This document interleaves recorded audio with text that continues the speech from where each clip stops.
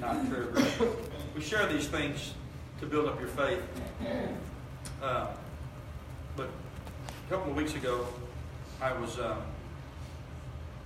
calling Brother Ishmael Berlanga from the Church of Christ preacher. I was calling him on a ministerial alliance related item that I needed to talk to him about. And when he answered the phone, I could tell he sounded very distraught.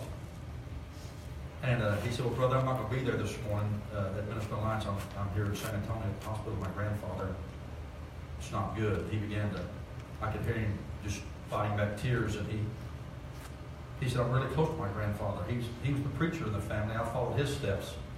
And he planted churches and preached all over the valley down south. And he said, this is just sudden.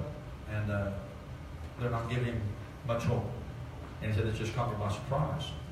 And I'm sorry. He said, I'm just out of it right now. And I said, well, let me pray for you. He said, I'm about to go to the hospital. And I said, well, let me pray for you. So I prayed for him on the phone. Prayed that God would give him peace of heart. That God would give him the courage to face what he was going to face. And I prayed that for healing for his grandfather. Yes. And just left it at that. And Larry can testify to this. The next week he came back. He said, Brother Tom, I got to tell you what happened. He said, you couldn't have called at a better time. And that's not even why I called. I didn't call to pray for him. I called for another reason. How many know God will do that? Right? Because his economy is different than ours. We're thinking one thing, God's got another thing in mind.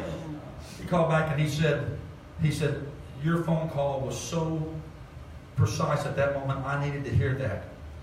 And he said, I got to the hospital, and after they ran the test, they'd already ran the test and already had precluded one thing.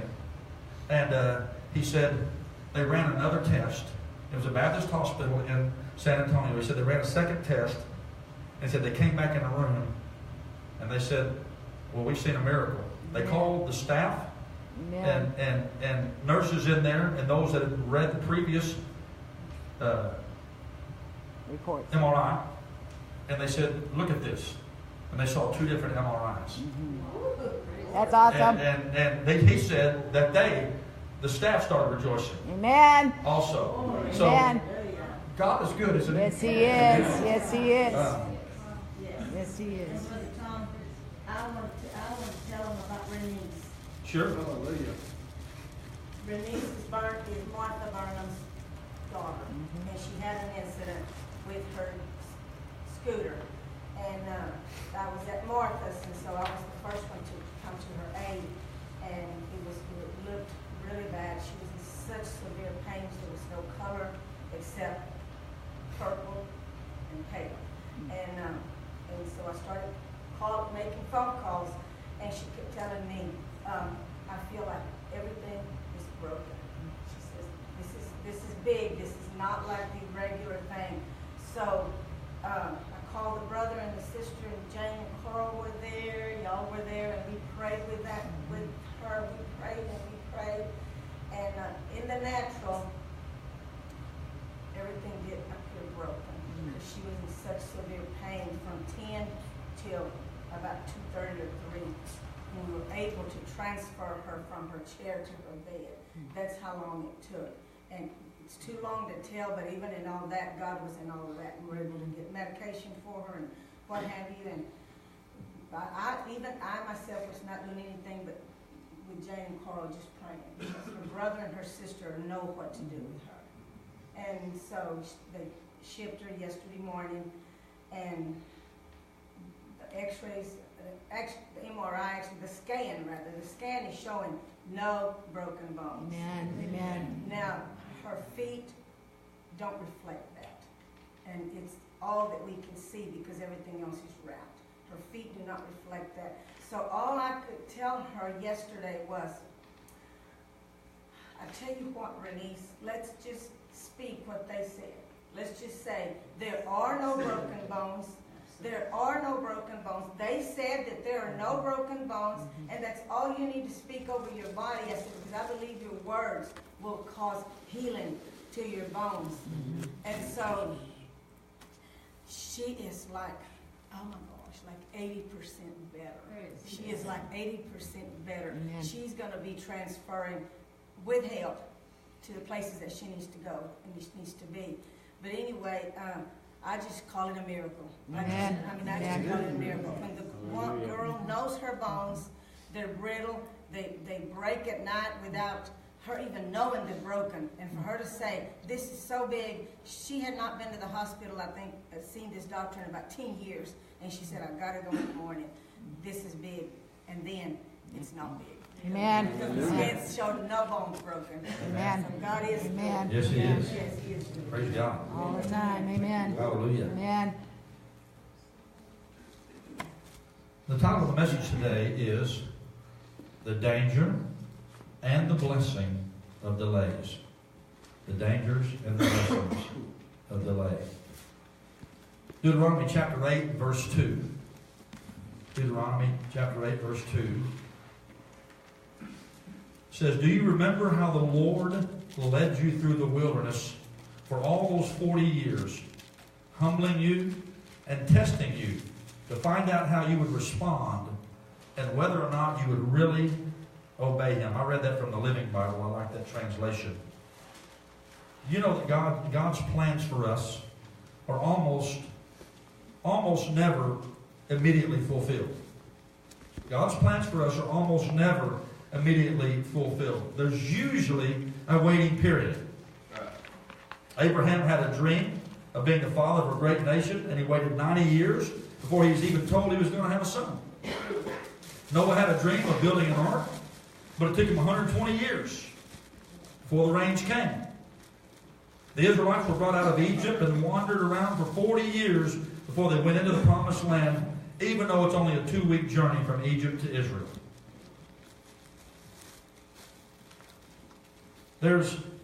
There's something happening in God's delays.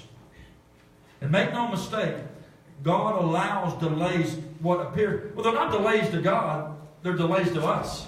That's right. God doesn't delay anything. I mean, His word accomplishes what it was sent to accomplish. The delay is always on our end. We think He's late. But God is never late. And what appear to be delays to us, they can either become dangerous for us and how we respond to delays, or they become blessings to us and how we respond to delays. I want to look first at cover just a few wrong responses to delays. More often than not, when we try to rush things or we don't wait on God's timing, bad things happen. Bad things happen. When we try to help God get done what He's going to do faster. Do I need to remind you of Abraham and the mess he made? When God promised him a son and he wouldn't wait. And Sarah said, man, we must have missed something. Here, take my handmaid Hagar and sleep with her. That's got to be where the seed's going to come from, the promise. But it wasn't where the promise was coming from. That's right. And Ishmael, that made a whole mess. Now we've got a faction that wars against the promised one. And still to this day does. From that family lineage. Because Abraham, even though he's known as the father of faith, he had a weak moment when he didn't wait.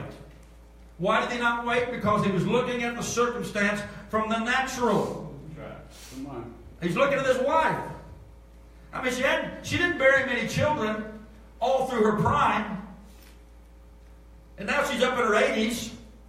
And Abraham's 90. I mean, are you kidding me? And so they're thinking someone other God must not have told us everything. You know, that's the lie of Satan, isn't it? That's what Lucifer, the serpent, used against Eve. He tried to invent some things that God didn't even say. Or he tried to tell her also that He's holding out on you. There's some things He didn't tell you. God reveals to us what we need to know to walk a life of faith. And when we need to know it, He'll reveal it to us. But it is called faith for a reason, amen? This journey is called faith for a reason. Those of us that like our lives ordered have a hard time sometimes with faith when everything's got to be ordered. Because you may have made your plans for next year, but we don't know what a day brings forth. That's right. There's nothing wrong with planning. But listen, God, here's what God said through in Proverbs. He said, man makes his plans, but God orders his steps. We make all the plans we want to, but God orders the steps. And so, here we have Abraham. He made a mess of it because he didn't wait. Saul lost the kingdom of Israel because he didn't wait for Samuel. Samuel delayed in his coming. And there was going to be a sacrifice made. And Saul was not ordained to do that kind of sacrifice. It was a priestly duty. And Samuel was going to do it, but he delayed coming, and so Saul just took it upon his place. He got irritable. He got tired of waiting, and he did what it was Samuel's place to do. And Samuel told him, you just blew it, and now the kingdom's going to be taken from you. He lost the kingdom because he didn't wait. In chapter 32 of Exodus, we find a very interesting story. I won't read it all. This is another danger of responses we can do that are dangerous and delays. Chapter 32, verse 1, when the people saw that Moses delayed coming down. Moses was up on the mountain getting the Ten Commandments. It said when he delayed coming down from the mountain. Remember, they're the ones who said, we don't want to go up on that mountain. You go up there for us. We're afraid. And so Moses goes up on the mountain, and it says when he delayed, which simply means he was there, he was going a while. The people gathered together to Aaron and said to him, come make us gods with a little g that shall go before us.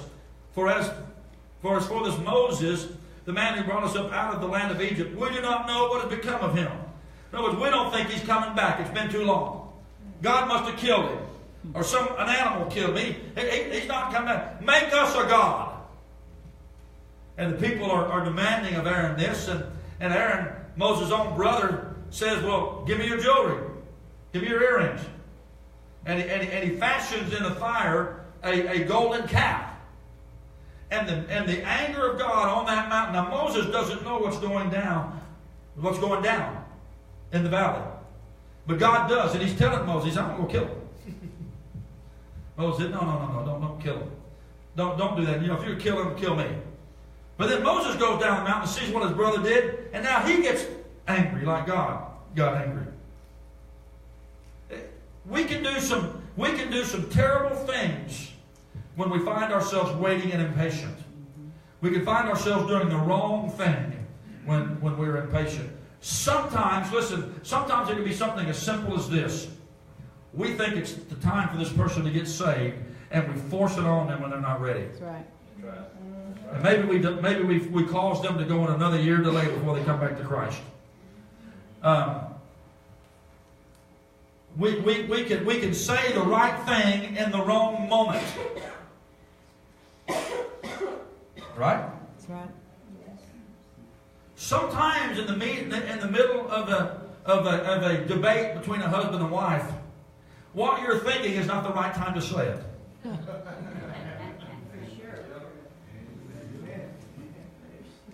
Matter of fact, most of the time, in most arguments, we all have a tongue suppressor in our hand. When we feel one of those things about to come out of our tongue, we just stick it in our mouth and shove our tongue down. Kind of gag ourselves. We can do some things that cause greater harm and bring forth no fruit. In other words, we can abort some things God's going to do simply because we try to get out ahead of God. There's wrong responses to delays. These were that I mentioned, just some of them. They were wrong responses to delays. Samuel was going to show up if Saul would have just waited. Sarah was going to bear Isaac if Abraham and Sarah just waited. Moses was coming back down the mountain with some exciting, handwritten news from God. They couldn't wait.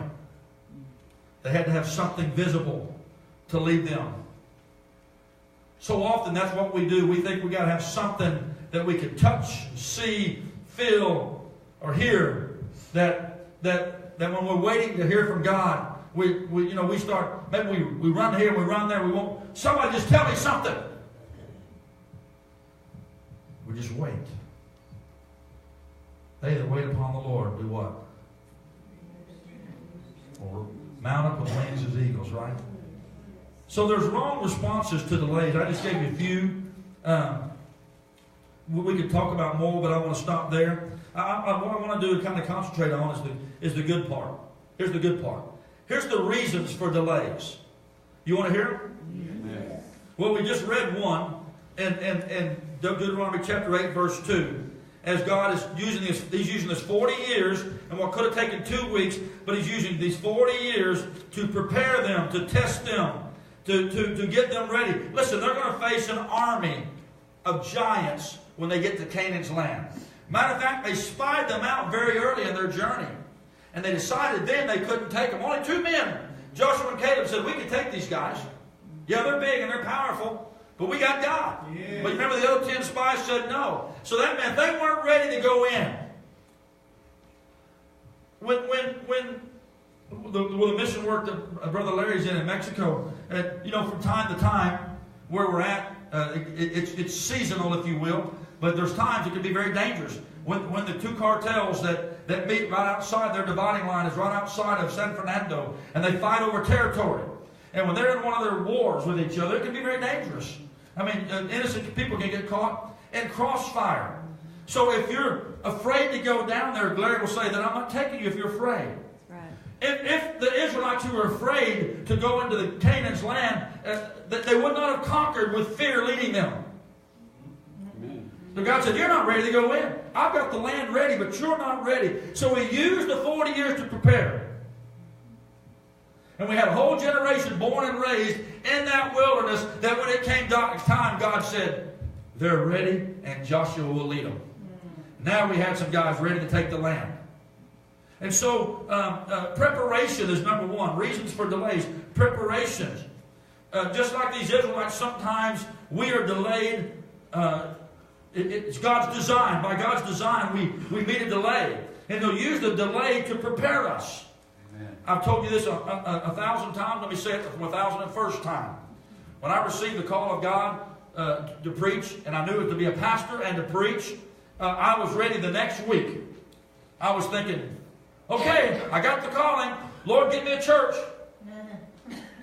That would have been such a huge mistake. I mean, I spent about 4 years preparing, doing youth ministry. No, longer than that. That was 85 to 92, 7 years. 7 years just preparing, going to school, doing youth ministry in 3 different churches, just doing those things that God was preparing me. And the delay. All that time, I just can't wait. I'm chomping at the bits. I can't wait. But God knew I wasn't ready. And so you got me as a rookie here. And your rookie has stayed. Rookies don't usually stay. I mean, I came here thinking I'd be here 2 years, and we've been here 25 years and several months. And y'all have helped prepare me for who I am today. And I hope and pray that I've helped prepare you for who you are. Amen. But sometimes God's delay it's by design to prepare us. Every dream that we have has difficulty. If you've got a dream, you're going to have difficulty attaining it. God uses delays to get us ready for the difficulties of that which God has called us. Youth ministry is a pretty good training ground for pastoring. It really is. I mean, if you can deal with teenagers and their parents, that's a good training ground for being. But I'm not saying every pastor needs to first done youth ministry, but it's a pretty good training ground. Yes, it is. At least it was for me. God knew in this scripture we read in chapter 8, verse 2 of Deuteronomy, He knew that if the Israelites went to war, they were unprepared. They were unprepared. God's not going to send you into a battle unprepared. Right. You may run to a battle unprepared, but if God sends you to the battle, He will prepare you for the battle. Amen. We sometimes run to the battle and realize when we got there, we don't even have our armor. We don't have our sword. We don't have our shield. But if God sends you, He will prepare you. Yeah. Think about David. Everything that David did as a shepherd, King David, everything that King David did as a shepherd led him up to the point he was going to face a giant on behalf of Israel and defeat the greatest warrior of that day. And everything he did in killing a bear and killing a lion and guarding the sheep of all of the predators that would come against his herd, all of those things were preparing him for the day when he would face a giant. Now, he had never faced a Goliath, but God prepared him to face a giant. All of the prepared army of Israel weren't ready to face a giant. None of them would. But David did. But it was preparation involved in that.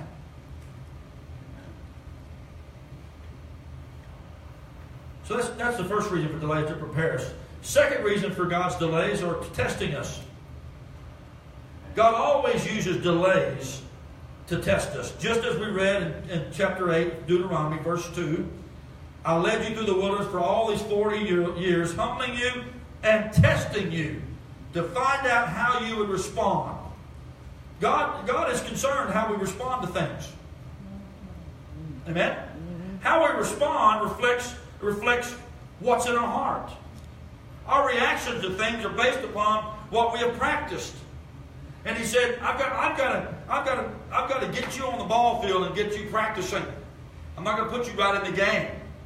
And so that's the preparation. And then in that we get tested. Think about Saul. Saul failed the test when he didn't wait for Samuel.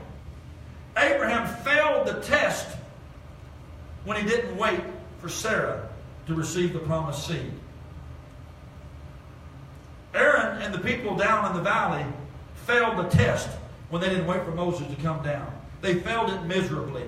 And they caused a curse in the camp, which brought death. Waiting on the Lord is a test in and of itself. That's right. The Lord will test us in the waiting. Will you wait? Will you wait? And for many of us, waiting is not a strong suit.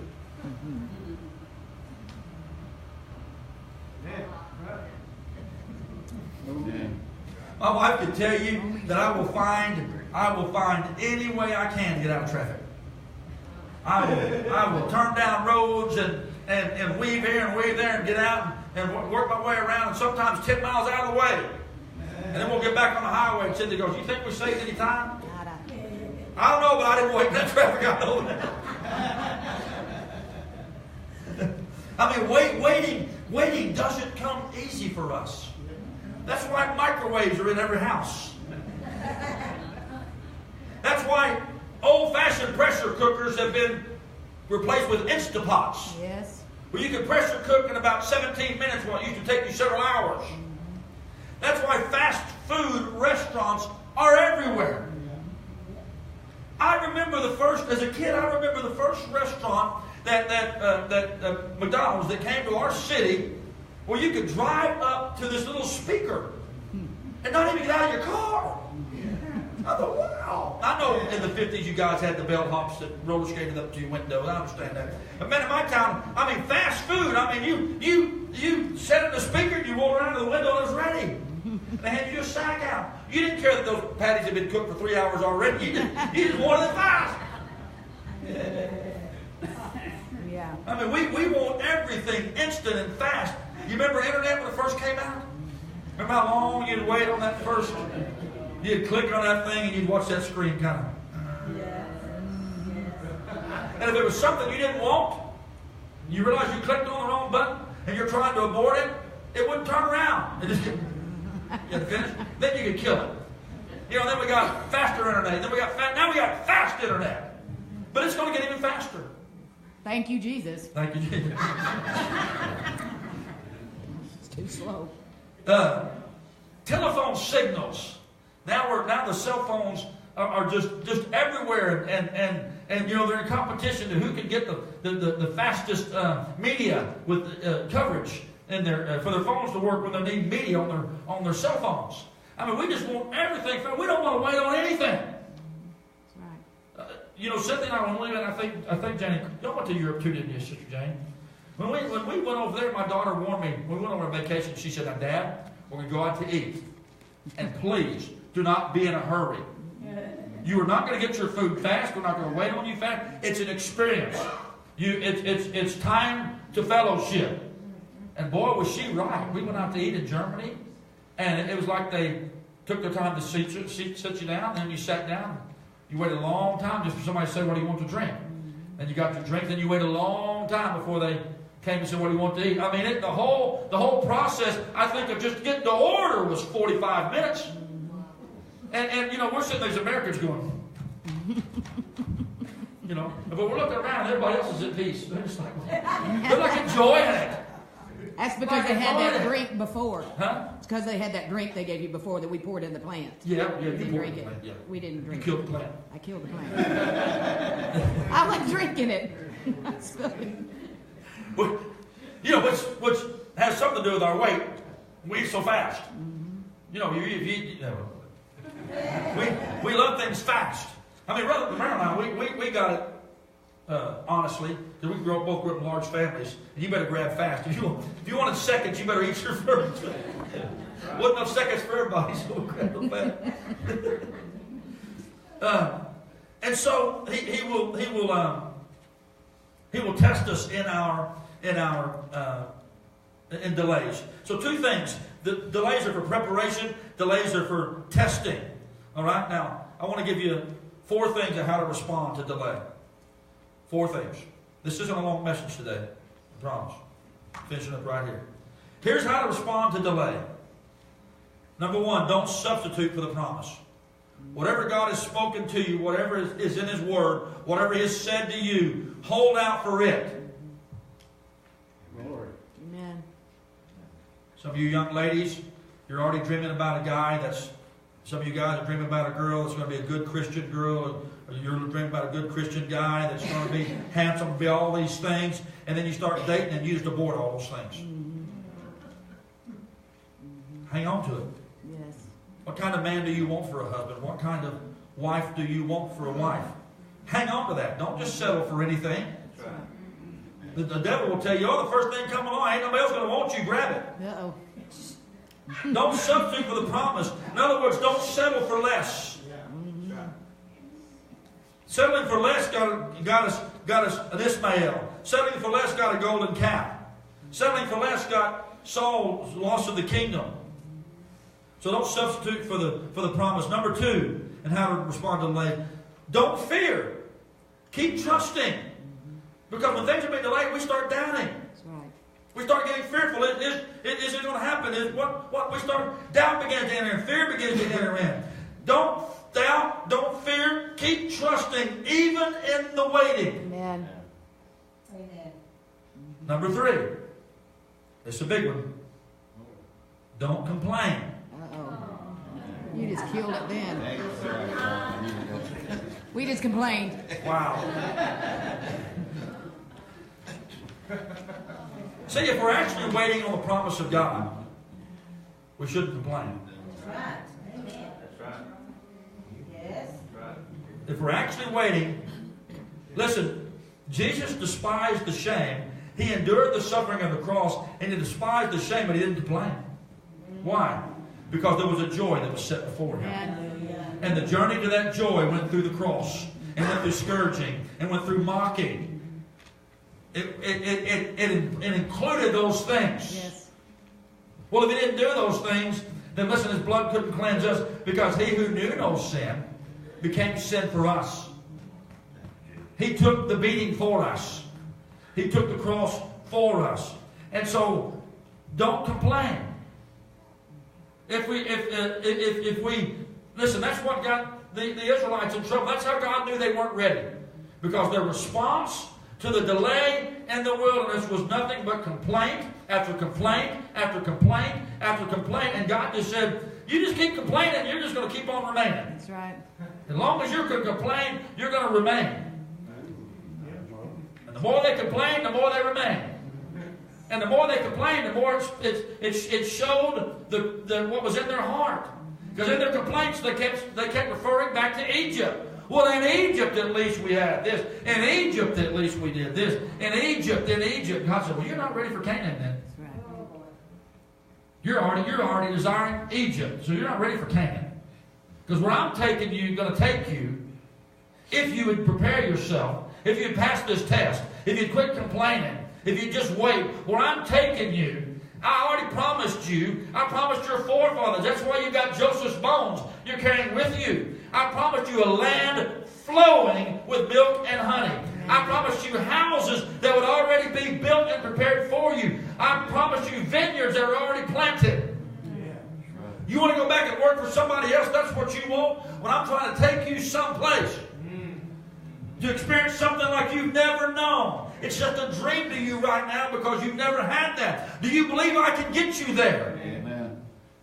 Do we believe that God can get us to our dream? Yes. Yes, amen. Do we really believe that? If we believe that, we'll wait. Yes. Yes. So don't complain. Complaining can lead to more delay. Then finally, number 4, focus on God's presence.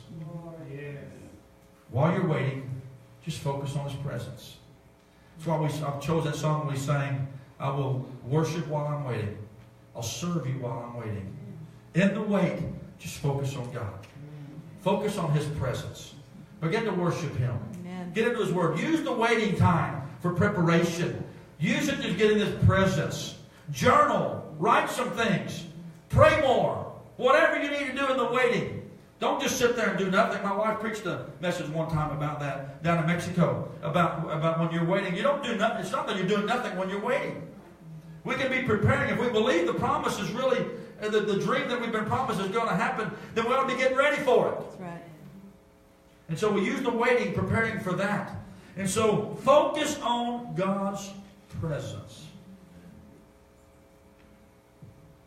Some of you in this room right now, you're in the delay phase, even as I speak. You're in a delay right now. You've been praying about something, and it hasn't happened yet. And you may have even started to think that God is not hearing you, or that God is not going to answer, or that He's forgotten you. God has not forgotten you. Hear this. You are not forgotten. That's right. You are not unheard. Delays are God's design. God knows what you're going through. He's using the delay and the time to build character. He's using the delay and the time to prepare you, to get you ready. He wants you and I to learn to trust in Him. Amen. You learn trust by waiting. You learn trust by waiting.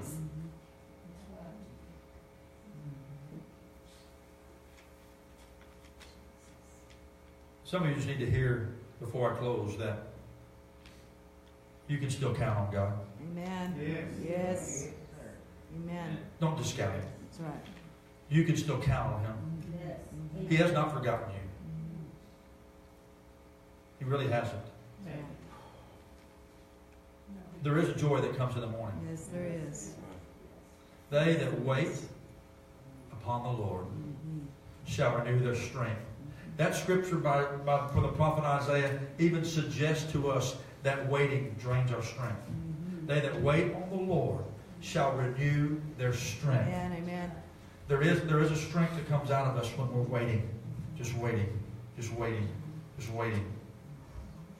And he said, but if you wait upon the Lord, He'll renew your strength. Now think about Jesus when He waited 40 days in the wilderness without food or water. And Satan tempted Him 40 days and 40 nights. And when Satan was through tempting Him and He left, angels came and refreshed Jesus and restored Him. His strength was renewed. And He walked out of the wilderness in the power and the fullness of the Holy Spirit to go to declare who He was to a world that did not know Him. They that wait upon the Lord shall renew their strength. They shall mount up with wings as eagles. Some of you, it's almost time to fly. Oh, glory. Amen. Amen. It's almost time to fly. Amen. Amen. Don't throw in the towel That's now. right. You're getting ready to use those wings. You've been wondering why you even have them. Because you hadn't been pushed out of the nest yet. But you're about to fly. Some of you are about to run Yes. and not grow weary. Amen. Some of you are going to start walking and not get faint-hearted. if you wait Amen. upon the Lord. Would you stand?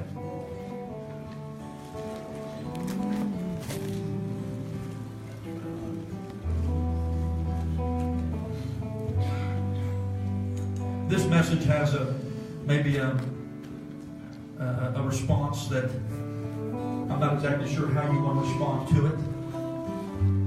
But maybe some of you just need to come down to the front and just acknowledge, God, I've grown weary in the wait. I need refreshing.